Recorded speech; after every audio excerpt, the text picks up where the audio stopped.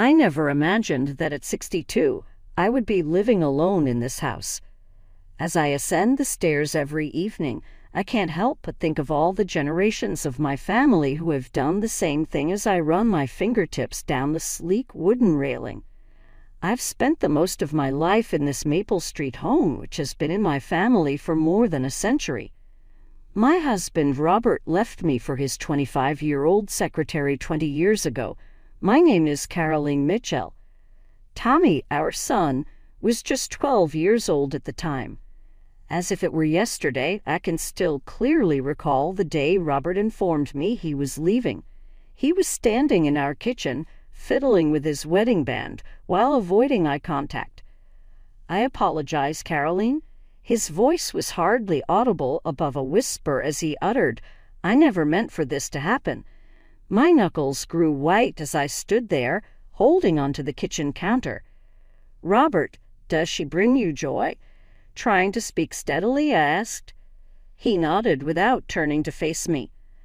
"I'll see to it that Tani is looked after. I'll make a fair alimony payment." And he fulfilled that pledge. The money came in each and every month. In order to pay for our daily expenditures, I worked extra hours at the marketing agency and saved every cent for Tommy's college fund. Fortunately, the house, my grandmother's last present to me, had already been paid for. Throughout everything, this place has been my fulcrum. On one occasion, filmmakers utilized it for a period piece on the Civil War era, claiming it captured the spirit of the time flawlessly. I was unable to sell it, but the producer offered to buy it for a ridiculous sum of money. There is more to this house than just windows and walls.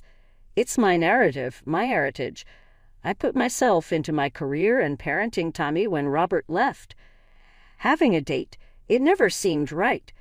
Every time my coworkers tried to introduce me, I turned them down. I would quip, "My career is my spouse." In actuality, though, I had come to distrust love. My entire existence revolved on Tommy. I saw to it that he had the love, support, and direction he needed. Our daily routines included Sunday movie nights, homework at the kitchen table, and breakfast together every morning. Because of his father's alimony payments, he attended a reputable college and graduated with honors. Last year, I made an effort to be friendly when Tommy brought Amy home from work. Her constant smiles, compliments on the property, and inquiries about family photos gave the impression that she was kind enough. However, something didn't feel right. Perhaps it was the way she always changed the topic when work came up, or the way her grin never quite reached her eyes. Nevertheless, I convinced myself that I was merely being an overly careful mother.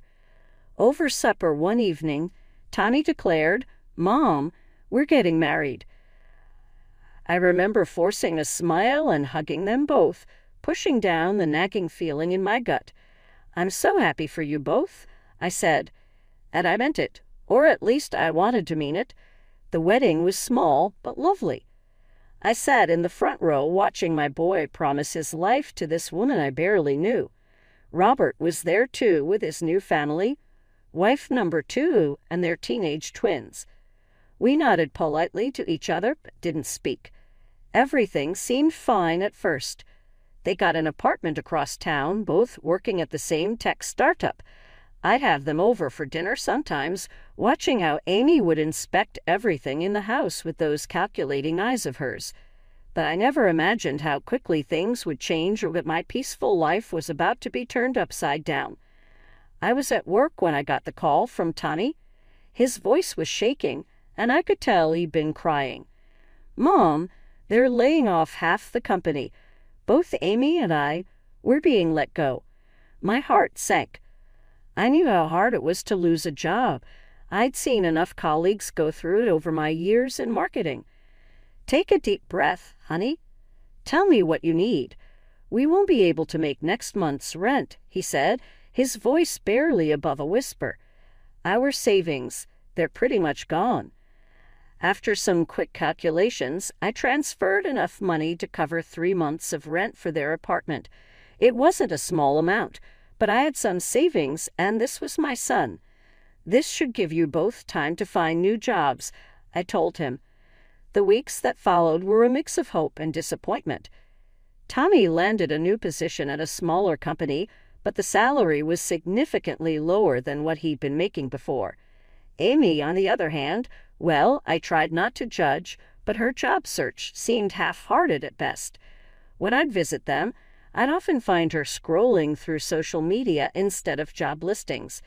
Then came another call from Tommy, just as the 3 months were coming to an end. "Mom, I hate to ask this, but is there any chance we could stay with you for a while, just until things get better?" I looked around my big, empty house, thinking of all the unused rooms. "Of course, honey. You know there's always space for you here." They arrived on a Sunday afternoon, their car packed with belongings. As I helped them carry boxes up to Tommy's old room, I couldn't help but notice Amy's eyes darting around the house, taking everything in with an intensity that made me uncomfortable. "Caroline," she said, her voice syrupy sweet, "your room is just gorgeous, and that home office setup, it would be perfect for our workspace while we're job hunting. Maybe Tommy and I could take that room. It's bigger, and since there are 2 of us." "I'm sorry, Amy," I said firmly but politely, "but that's my personal space. I need my office for work, and I sometimes have to take calls late at night. Tommy's old room is quite spacious, and you'll have plenty of storage in the guest room across the hall." Her face fell, and though she didn't say anything, the look in her eyes sent a chill down my spine.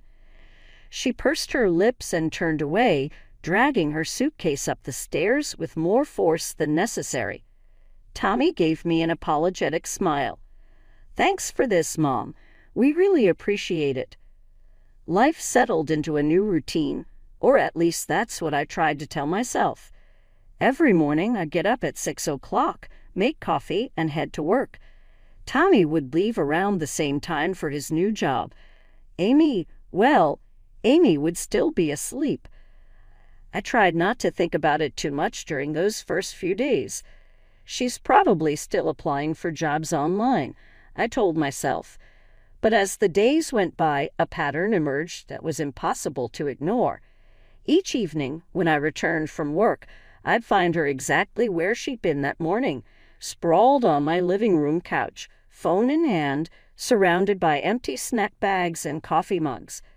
The dishes from her lunch would be piled in the sink, crumbs scattered across my kitchen counter. "How was the job search today?" I'd ask, trying to keep my voice light. "Oh, nothing really suitable for my qualifications," she'd reply without looking up from her phone. 2 weeks passed like this. The house, which I'd always kept immaculate, was starting to show signs of neglect.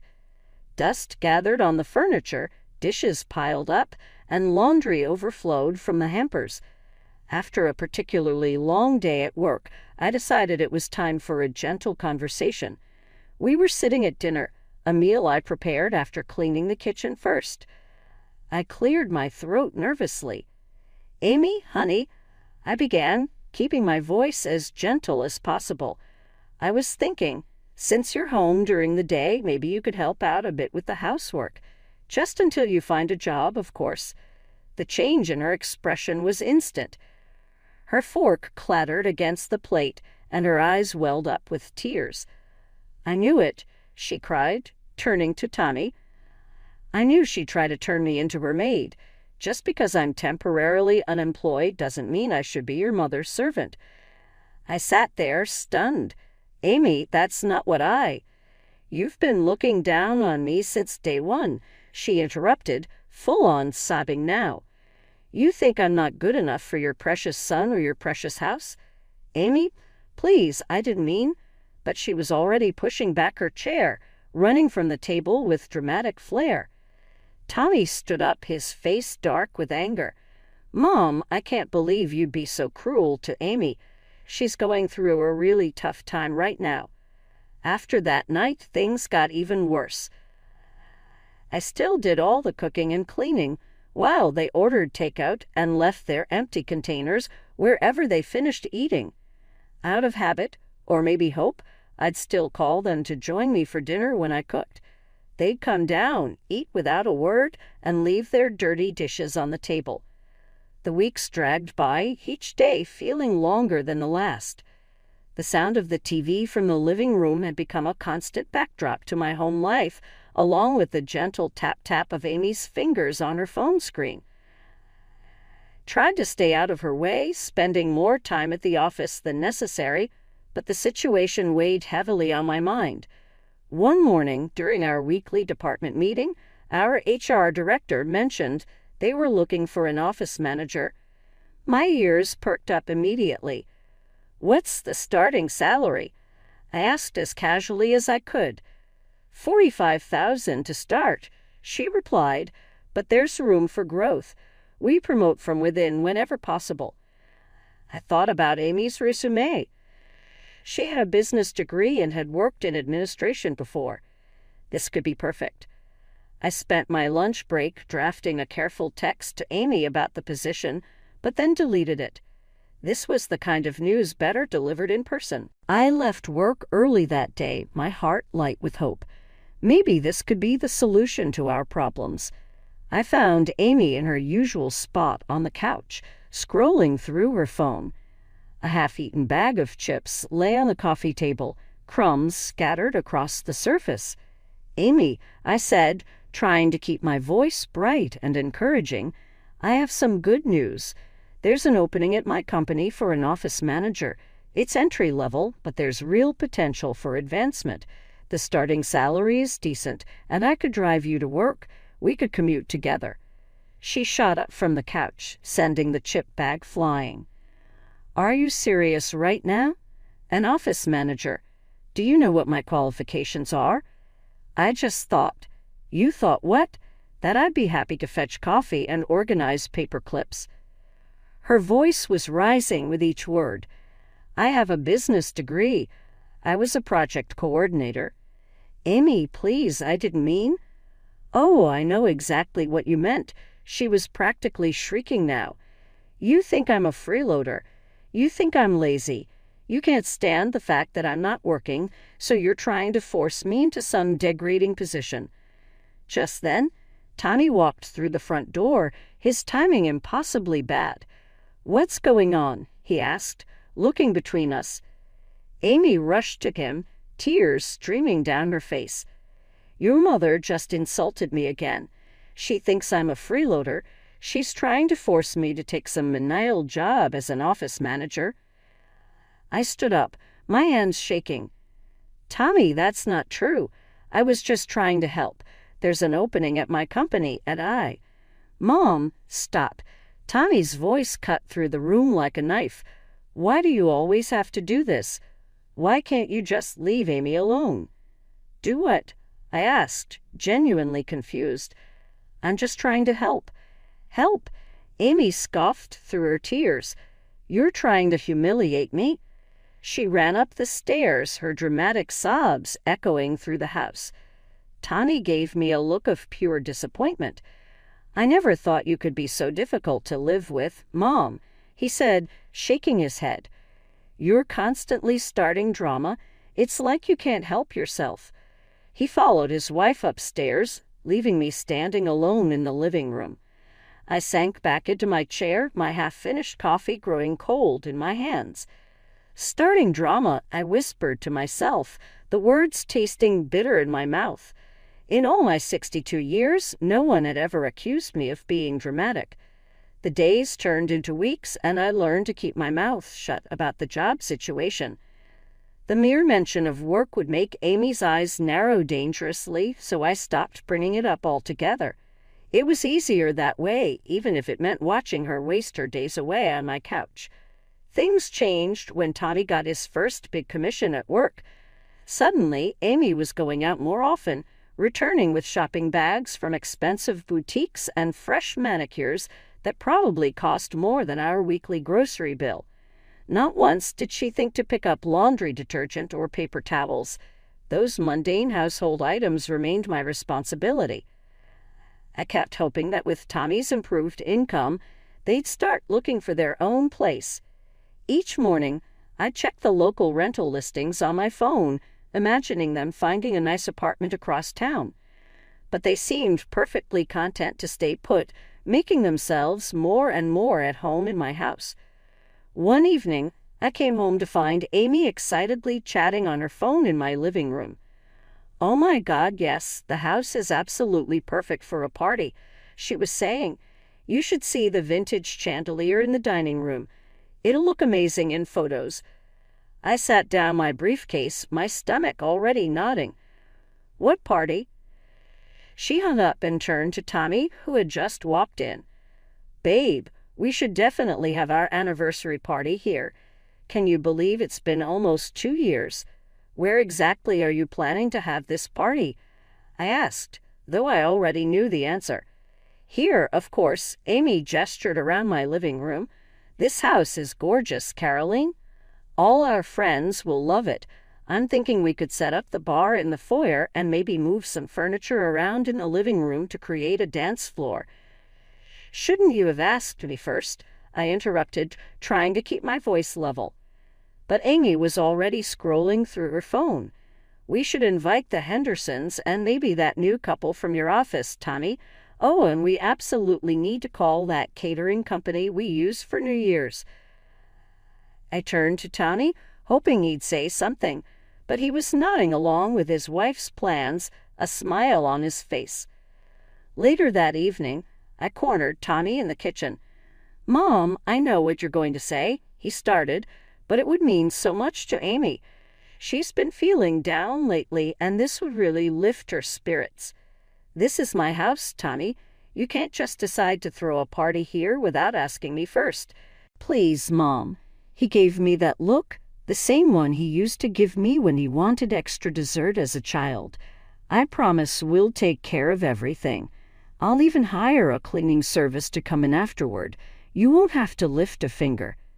I stood there, looking at my son, this man who used to be the considerate boy I raised, and felt my resolve crumbling. "Fine," I sighed, already knowing I'd regret this decision. "But I want everything back in its proper place afterward. Thanks, Mom. You're the best." He hugged me quickly and bounded up the stairs to tell Amy the good news. The week leading up to the party was a whirlwind of activity, none of which I was included in. Amy took over my house like a general planning a military campaign. Delivery trucks came and went, bringing everything from fancy tablecloths to crystal champagne flutes. She rearranged my furniture without asking, pushing my favorite reading chair into a corner to make room for a makeshift dance floor. I kept my distance, retreating to my office whenever possible. Still, I couldn't help but overhear her endless phone conversations about appetizer selections and wine choices. My grandmother's antique vase was moved to make room for elaborate flower arrangements, and my family photos were taken down to be replaced with string lights and paper lanterns. Friday afternoon, I left work early. I had even bought a new dress for the occasion. Nothing too fancy, just a simple navy blue cocktail dress that I thought would be appropriate. As I pulled into my driveway, I could see cars already lining the street. I took a deep breath and walked up to my own front door. Inside, the house was barely recognizable. The furniture had been pushed against the walls, creating an open space in the center where people were already dancing. The air was thick with the smell of catering food and expensive perfume. Amy spotted me from across the room. She was wearing a short silver dress that caught the light from the newly installed party lights. Her hair and makeup were professionally done. She excused herself from the group she was talking to and walked over to me, her face fixed in an artificial smile. "Caroline," she said, her voice sickly sweet, but loud enough for nearby guests to hear, "I thought you'd be gone by now." I blinked in confusion. "Gone? Why would I be gone?" "Oh," she tilted her head, her smile never wavering. "I guess I forgot to mention, this party is really just for our friends. You know, young people. I assumed you'd make other arrangements for the evening, maybe get a hotel room." I stood there, stunned, as a few of her friends nearby giggled into their champagne glasses. "This is my house," I said, my voice barely above a whisper.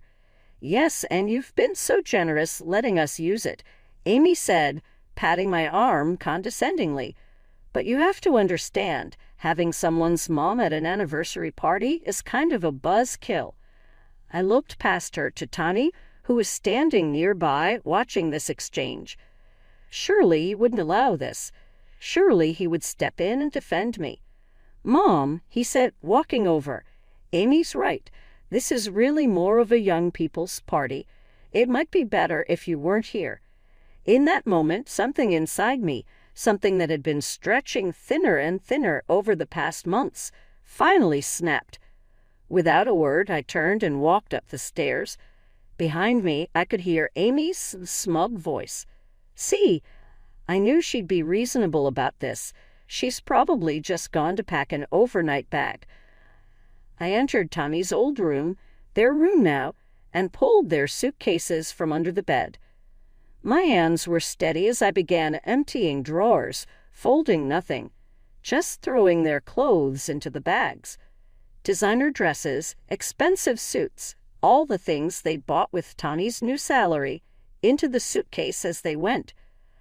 I stripped the bed, wrapped their toiletries in a towel, and added those too.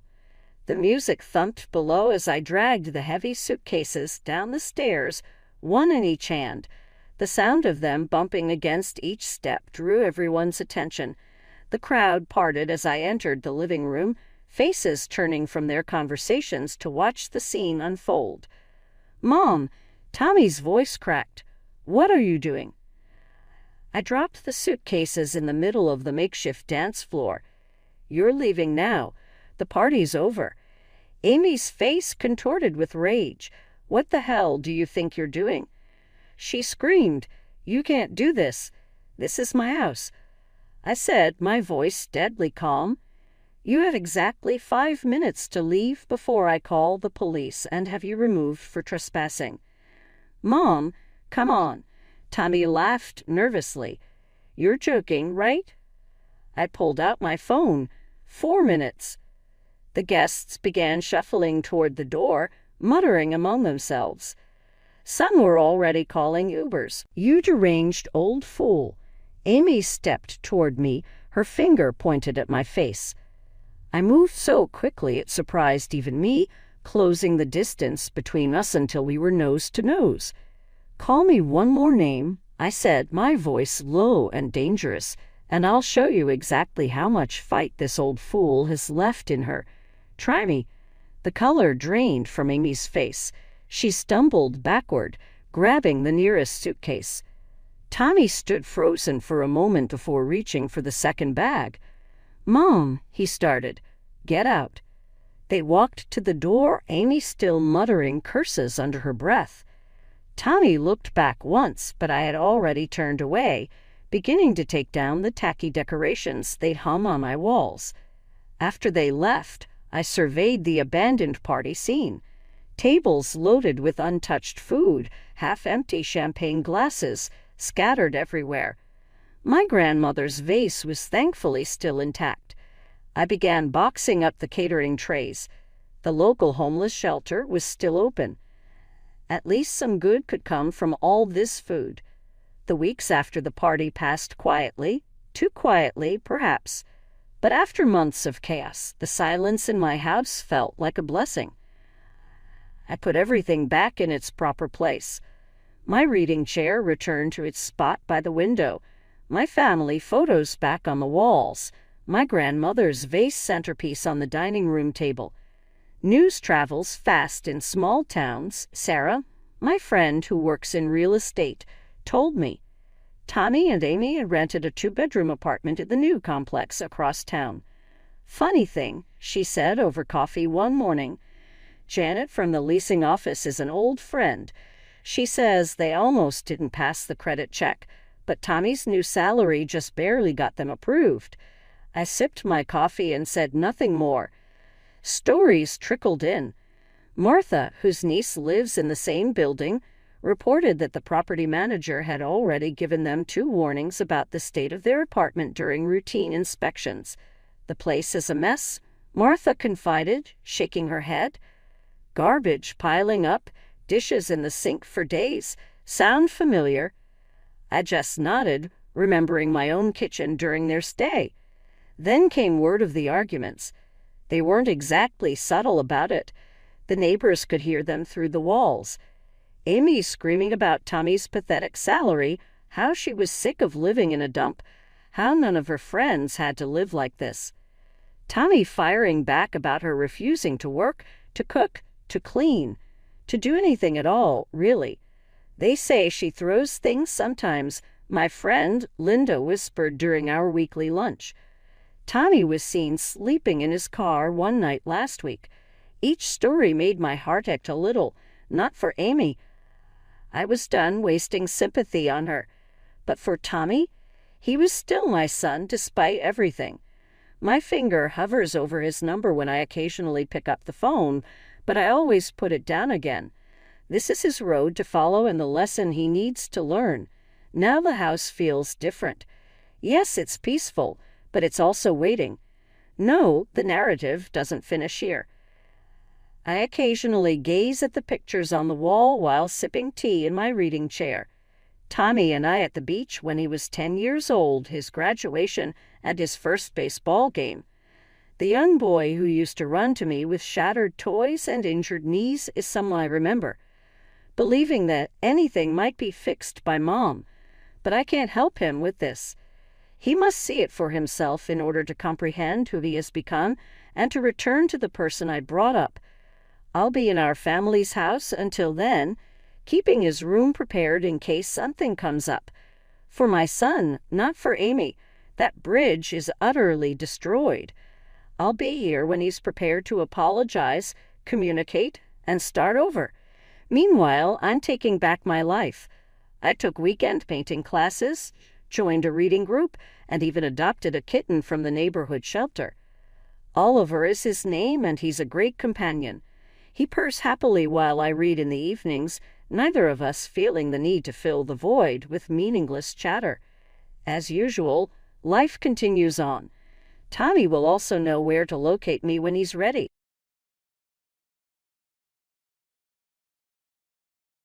Hi, everyone. I'm Patricia, and I never imagined an ordinary trip to Whole Foods could change my life forever. But fate has a way of surprising us.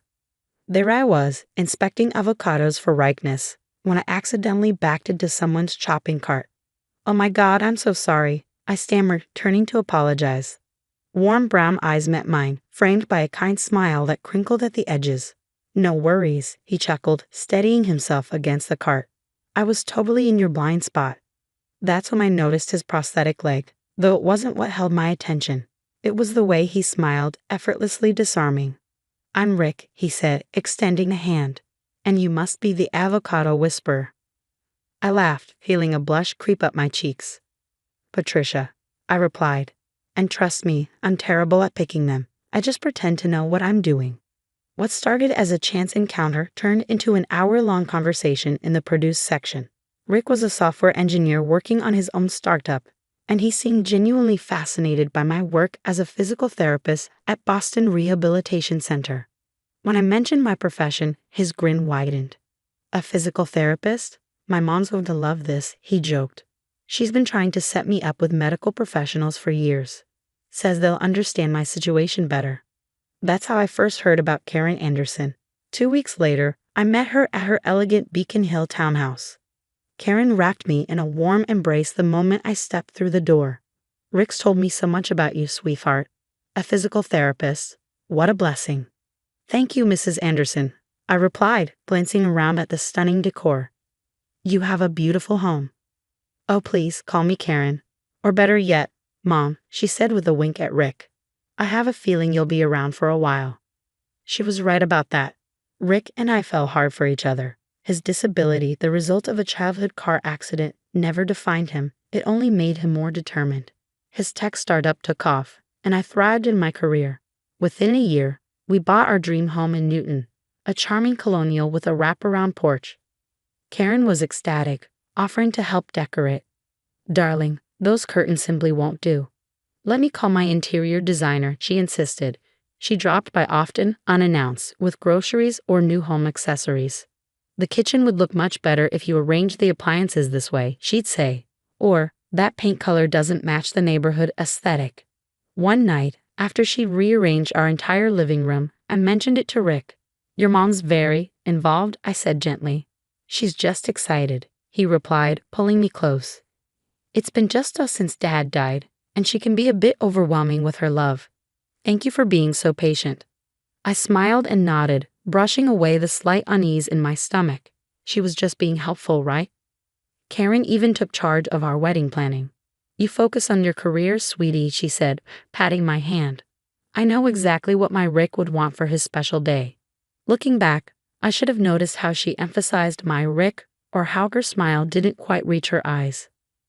But I was too caught up in my happiness, too blinded by the perfect life we were building. Then came the wedding reception. The Four Seasons ballroom was everything I had dreamed of. The night felt magical, until Karen stumbled toward the DJ booth, snatching the microphone from the singer. "Everyone needs to hear this," she slurred, gripping the stand for balance. I froze mid-conversation, my bridesmaids' laughter fading into shocked silence. "You all think Patricia is some perfect angel who saved my son," Karen sneered. "Well, let me tell you the truth." The crystal champagne flute slipped from my hand, shattering on the marble floor. "She's the one who ruined his leg," Karen shouted, pointing a trembling finger at me. "She was his physical therapist after the accident. She deliberately botched his recovery for the insurance payout." Gasps rippled through the crowd. My boss, Dr. Thompson, was staring at me, his expression unreadable. Around the room, phones were already out, fingers flying across screens. "Security, please escort Mrs. Anderson outside." Rick's voice cracked through the speakers as he grabbed a second microphone. "Don't you dare shut me up," Karen shrieked. "I have proof she's a fraud. She's manipulating my baby boy." Two guards approached, but Karen jerked away, spilling wine down her designer gown. "Ask her where she was working in 2010. Ask her about the malpractice settlement." "I was a sophomore at UCLA," I whispered, but the damage was done. Whispers swirled, faces blurred. In the chaos, I fled to the bridal suite. Rick found me moments later, clutching a paper bag to my lips, struggling to breathe. "Baby, I'm so sorry," he said, kneeling beside me. "She's completely lost it. Everyone knows it's not true." A soft knock interrupted us. A petite woman with Rick's eyes peeked inside. "Can I come in?" she asked hesitantly. "I'm Rachel, Rick's cousin, and I think there's something you both need to know." She perched on the ottoman, twisting her bracelet nervously. "This isn't the first time Aunt Karen has done something like this." "What do you mean?" Rick asked, sinking onto the couch. "Remember Jessica? Your fiancé from 3 years ago?" Rachel said, her voice trembling. "She left me at the altar. Said she couldn't handle the commitment," Rick replied, frowning. "No," Rachel said softly. "Aunt Karen cornered her at the rehearsal dinner. She threatened to expose some made-up scandal about her family's business. Told her she'd destroy her father's company if she married you." I felt the color drain from my face. "Why didn't anyone say something?" I asked, my voice barely a whisper. "Because Karen made sure Jessica looked like the villain," Rachel said. "Just like she's trying to do to you now. She's been doing this for years, controlling Rick's life, driving away anyone who gets too close." Rick's phone buzzed continuously. Messages from confused guests, missed calls from business partners. Rachel showed us her phone.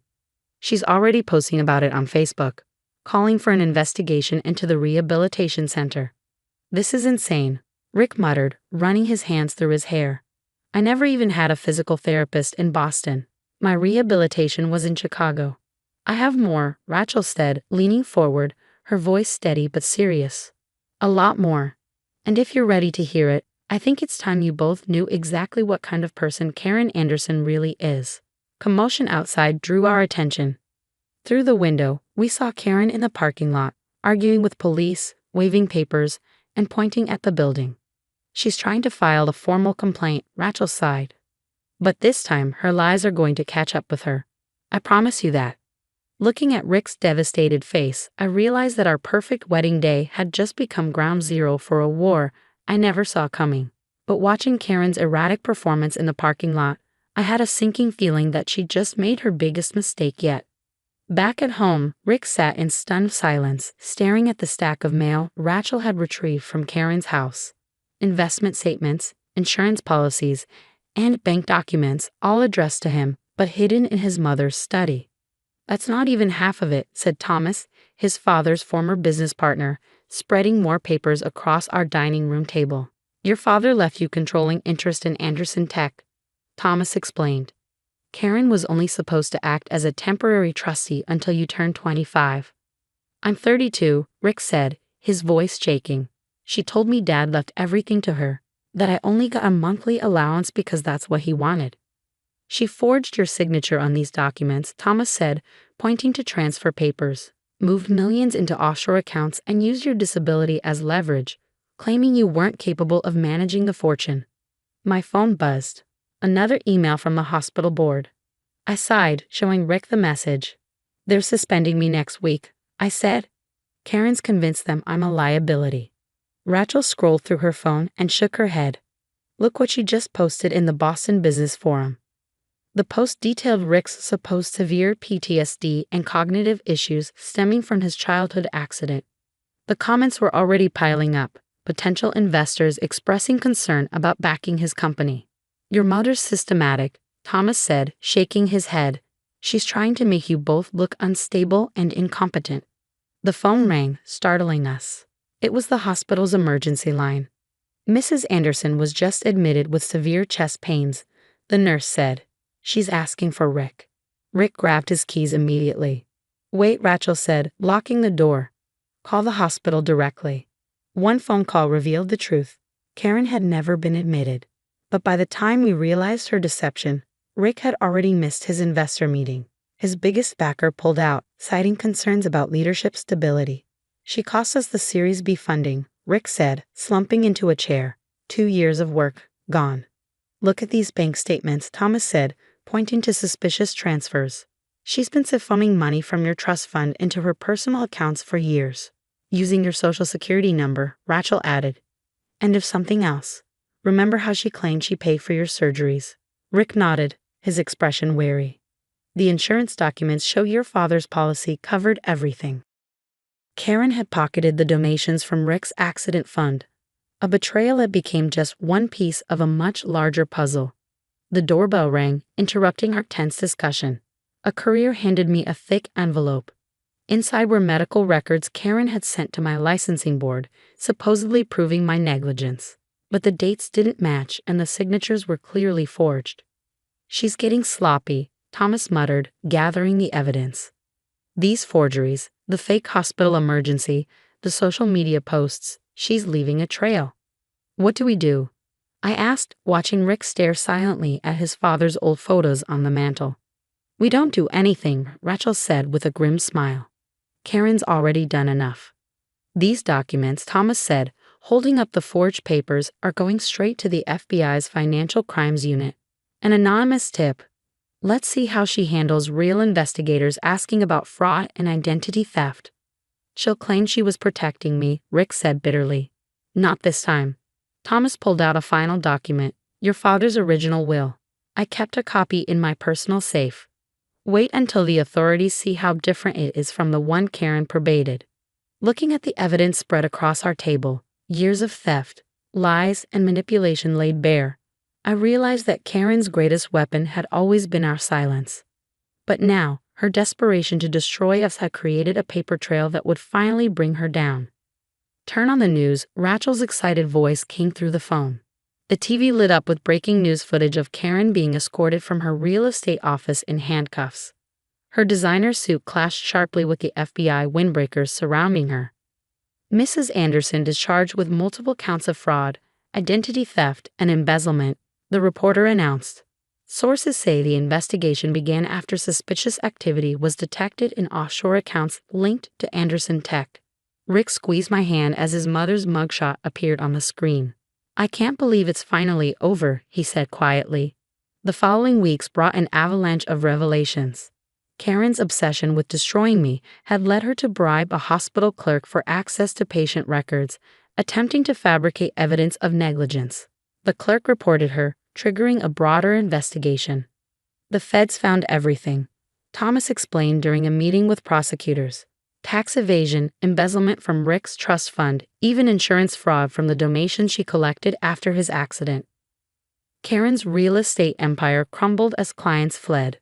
The Boston Globe ran a scathing expose titled "Socialite's Web of Lies Unravels."